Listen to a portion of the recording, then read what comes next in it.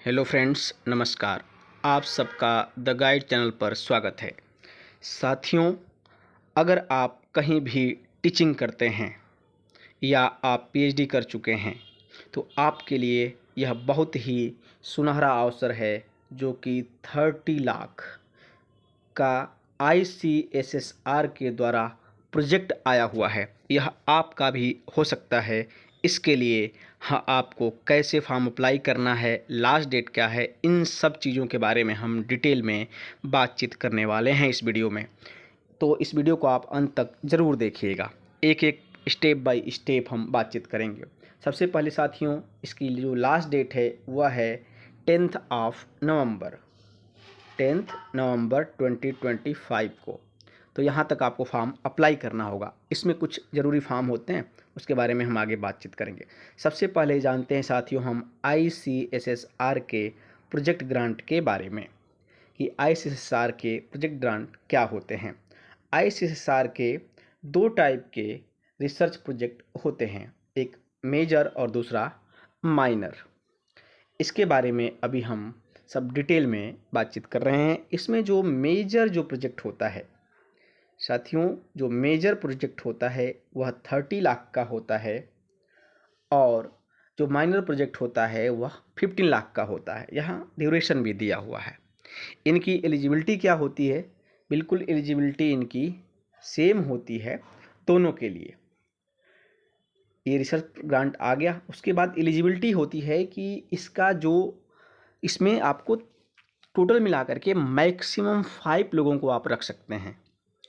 पहला डायरेक्टर होगा, दूसरा डिप्टी या को डायरेक्टर इसी को बोलते हैं वो होगा, और 3 लोग होंगे को रिसर्च एसोसिएट,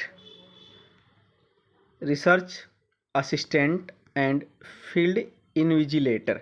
ये 3 लोग होते हैं। ठीक है। इसको जो सैलरी हमको देना होता है 47,000 पर मंथ, इसको 37 और इसको 20। और जो डायरेक्टर को डायरेक्टर होते हैं इनको भी कुछ पैसे आईसीएसआर की ओर से मिलता है। और जब वो इसमें वर्क में इन्वॉल्व होते हैं तो उनको ऑटोमेटिकली वहाँ से भी बहुत सारे पैसे बचते हैं, तो वो भी उनके पास होता है। चलिए, तो इसमें हम जानते हैं मेजरली कि डायरेक्टर कौन हो सकता है और को डायरेक्टर कौन हो सकता है। डायरेक्टर कोई भी टीचिंग फैकल्टी जो कि परमानेंटली एम्प्लॉयड है या रिटायर्ड है वो हो सकती है। जो को डायरेक्टर हैं, कोई भी व्यक्ति जो अगर जो डायरेक्टर वाली तो एलिजिबिलिटी है ही, वो लोग तो को डायरेक्टर भी हो सकते हैं, लेकिन इसके साथ साथ जो भी व्यक्ति पीएचडी कर चुका है, ठीक है, और उसके अलावा कोई भी 2 सोलो आथर उनकी बुक पब्लिश हुई है या 5 research articles peer reviewed journal में पब्लिश्ड हो चुके हैं, तो वो को डायरेक्टर भी बन सकते हैं। इसमें कोई डाउट नहीं है। अब इसके लिए आपको फॉर्म वगैरह कैसे अप्लाई करना होता है उसके बारे में हम लोग अभी डिटेल में बातचीत करेंगे। इसमें कुछ ज़रूरी डॉक्यूमेंट होते हैं, उसको भी करना होता है, उस पर हम लोग आते हैं अभी, तो बातचीत करते हैं। तो ये बात आप सबको ध्यान में आ गई होगी। चलिए साथियों, अभी जो आईसीएसएसआर की ओर से जो फॉर्म आया हुआ है उसको अगर हम देखेंगे तो उसमें जो सबसे महत्वपूर्ण एक फॉर्म है, अभी इसी टाइम पर चल रहा है उस पर काम। तो यहाँ पर आप आईसीएसआर की वेबसाइट पर देखते हैं तो यहाँ पर कई सारे फॉर्म आए हुए हैं। इसी में एक फॉर्म है सबसे महत्वपूर्ण, जो कि ये है आपका प्रोजेक्ट के लिए, रिसर्च प्रोजेक्ट के लिए, जो 30 लाख का है और इसकी जो लास्ट डेट है 10 नवंबर। इसका टाइटल है family and family systems in India 25-26 के लिए आया हुआ है। 2 साल का ये मेजर प्रोजेक्ट है, तो 30 लाख का है। इस पर हम क्लिक करते हैं और इसके बारे में जानते हैं, इसके बारे में क्या क्या चीज़ें हैं। देखिए ये सारी चीज़ें हैं। यहाँ पर लास्ट डेट पहले 15 अक्टूबर थी, अब जो है 10 नवंबर हो गई है। इस प्रोजेक्ट के बारे में कुछ गाइडलाइंस हैं। गाइडलाइंस में मेजर जो है, इसमें जो है 2 डॉक्यूमेंट हैं। पहला डॉक्यूमेंट है फॉर्मेट फॉर रिसर्च प्रपोजल, इसके बारे में हम लोग लास्ट में बातचीत करेंगे। और एक जो सबसे इम्पॉर्टेंट डॉक्यूमेंट है वो है फॉरवर्डिंग लेटर। यहाँ पर हम क्लिक करते हैं तो फॉरवर्डिंग लेटर हमारा डाउनलोड हो जाता है। जब डाउनलोड हो जाता है तो इसको हम ओपन कर लेंगे। ओपन करने के बाद इसको हमें फिल करके, इसका प्रिंट लेना है, इसको फिल करना है और फिल करके अपना यहाँ पर देखिए क्या फिल करना है, इसको डायरेक्टर के नाम से फिल करना है। नेम ऑफ द ऑर्गेनाइजेशन, जैसे जो भी ऑर्गेनाइजेशन है, जैसे मान लीजिए आपका इग्नू है, अगर जो इग्नू का प्रोफेसर कोई कर रहा है, या DU है, या JNU है, या जामिया मिलिया इस्लामिया है, कोई भी है, तो नेम ऑफ द ऑर्गेनाइजेशन हो जाएगा। ठीक है। अगर कोई उसका प्रोफेसर का, फिर forward the application of name designation and department of the applicant, उस प्रोफेसर का नाम लिखना है। मान लीजिए उनका कोई नाम A है तो उनको A लिख दिए, साथ साथ उनका डिजिग्नेशन लिखेंगे, प्रोफेसर हैं या एसोसिएट हैं, असिस्टेंट हैं, डिपार्टमेंट लिख दिए उनका, पॉलिटिकल साइंस या हिस्ट्री या ज्योग्राफी जो भी है। ठीक है। परमानेंटली वो एम्प्लॉयड हैं या टेम्पररी, एडहॉक, रिटायर्ड, जो भी है ना, उसके बारे में लिख देंगे। और ये है इंस्टीट्यूट के डायरेक्टर से, स्पेशली ऑलमोस्ट हर जगह यही होता है, जितनी भी सेंट्रल यूनिवर्सिटीज़ हैं या स्टेट यूनिवर्सिटीज़ हैं वहाँ पर भी, अगर जो वो एक डीम टू बी यूनिवर्सिटी नहीं है या कोई रिसर्च इंस्टीट्यूट नहीं है केवल, तो वहाँ पर रजिस्ट्रार का साइन होता है, इससे साइन होकर के आ जाएगा। इसको आपको फॉर्म में लास्ट में अपलोड करना होगा, तो इसलिए ये फॉर्म बहुत ज़रूरी है। इस वर्क में आपको 1-2 दिन 3 दिन लग जाता है, तो अगर आप फॉर्म अप्लाई करना चाहते हैं तो इसको तुरंत फॉर्म डाउनलोड करके तुरंत ही अप्लाई कर दीजिए। एक दूसरा इसमें जो फॉर्म है रिसर्च इंटीग्रिटी का, रिसर्च इंटीग्रिटी है जो कि प्लेगरिज्म रिपोर्ट आएगा आपके जो रिसर्च प्रपोजल होगा उसका। रिसर्च प्रपोजल आपको बनाकर अपने यूनिवर्सिटी से उसका लाइब्रेरी से प्लेगरिज्म रिपोर्ट लाकर, प्लेगरिज्म रिपोर्ट में 2 चीज़ें आती हैं, एक होता है सिमिलरिटीज और दूसरा होता है AI डिटेक्शन।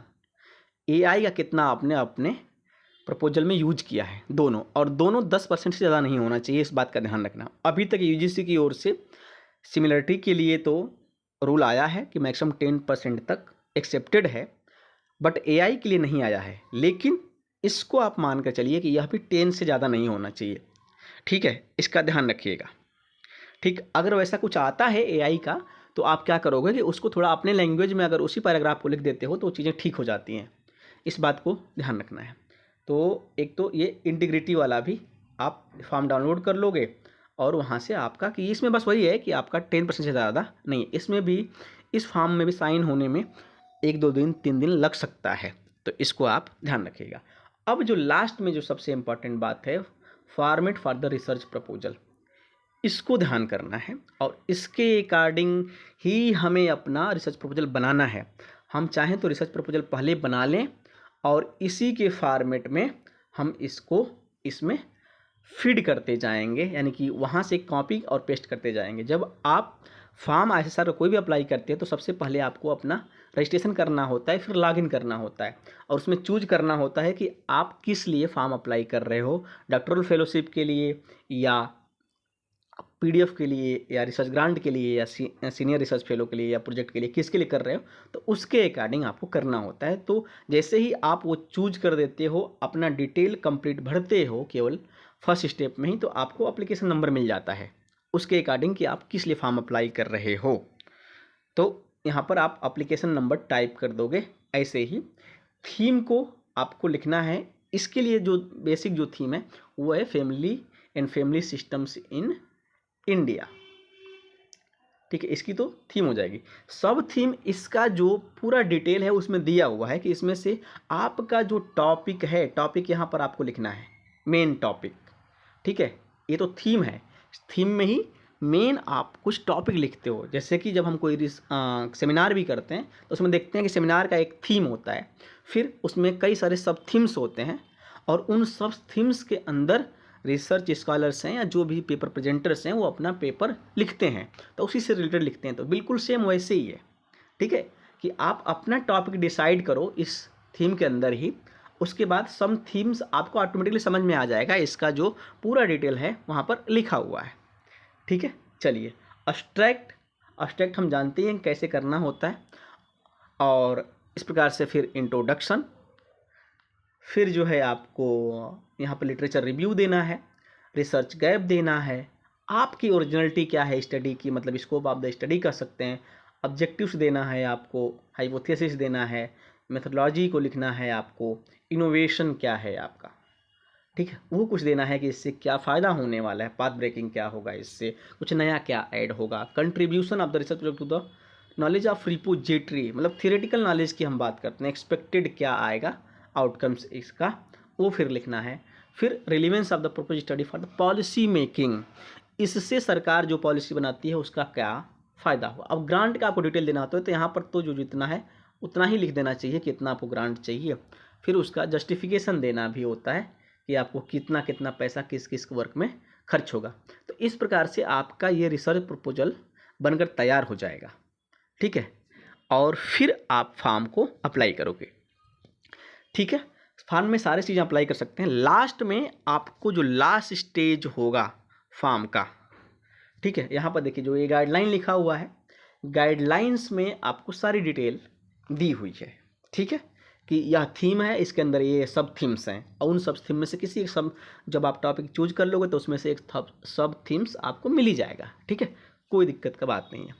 अब साथियों, इस फॉर्म को अप्लाई करने के लिए सबसे ज़रूरी क्या चीज़ है कि आपका रिसर्च प्रपोजल जो बने, रिसर्च प्रपोजल के लिए इसी चैनल पर जस्ट 2 दिन पहले एक वीडियो रिसर्च प्रपोजल को कैसे बनाते हैं, जो कि पीएचडी के लिए, पीडीएफ के लिए, रिसर्च प्रोजेक्ट के लिए भी होता है, तो जो ये आईएसएसआर का जो फॉर्मेट है, इस फॉर्मेट के अकॉर्डिंग रिसर्च प्रपोजल में टॉपिक कैसे चूज करें, फिर उस टॉपिक को रिफाइन कैसे करें एकदम बिल्कुल कि आपका एग्जैक्ट टॉपिक आ जाए, और फिर उसको पूरा कैसे बनाते हैं, उस किस हेडिंग्स के अंदर क्या लिखते हैं, वो सारी चीज़ें डिटेल में हमने उस वीडियो में डिस्क्राइब किया हुआ है। तो उस वीडियो को आप ज़रूर देखें। उस वीडियो का लिंक भी आपको इसी वीडियो के डिस्क्रिप्शन बॉक्स में मिल जाएगा, तो वहाँ से आप ज़रूर देखिए।